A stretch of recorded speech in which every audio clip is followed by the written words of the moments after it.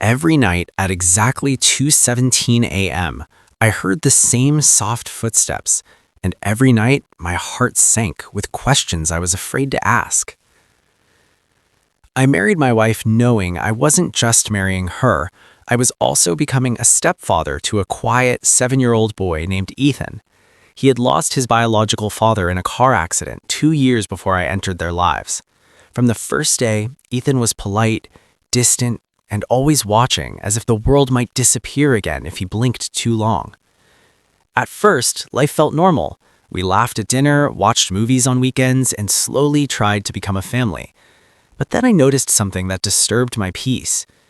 Every night, long after the house fell silent, I heard the door open. Soft footsteps crossed the hallway.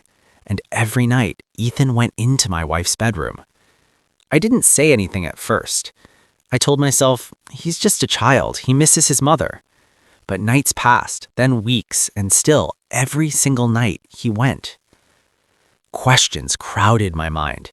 Was he scared? Was something wrong? Or was I failing as a stepfather? One night, unable to sleep, I sat in the dark living room and waited. When the clock showed 2:17 a.m., just like always, Ethan's door creaked open.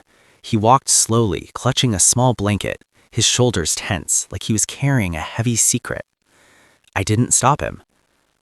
The next morning, I finally asked my wife, "Why does Ethan come to your room every night?" I asked gently, trying to hide the storm inside me. She froze. Her eyes filled with tears she had clearly been holding back for a long time. "He has nightmares," she whispered.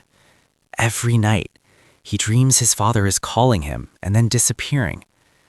My chest tightened. He wakes up shaking. Sometimes he can't breathe. Sometimes he cries without sound because he's afraid to wake us. That night, I didn't feel anger. I felt shame for assuming, for doubting, for not asking sooner.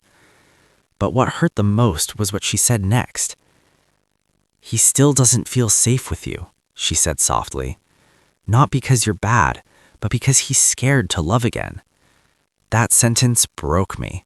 I realized Ethan wasn't avoiding me, he was protecting himself. So that night, I did something different.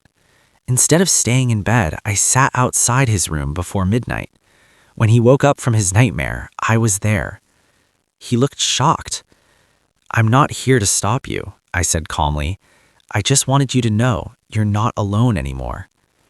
He didn't speak. His eyes were wide, filled with fear and confusion. So I sat on the floor.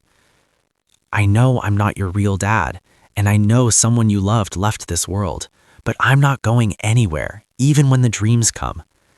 He hesitated. Then slowly he sat beside me. That night, instead of going to his mother's room, Ethan fell asleep leaning against my shoulder. From that day on, things changed, not overnight, but little by little. Some nights he still goes to my wife's room. Some nights he stays in his bed. And some nights he knocks on my door. And every time he does, I know I'm not just a stepfather anymore. I'm becoming his safe place. Because sometimes a child doesn't need answers. He just needs someone who stays.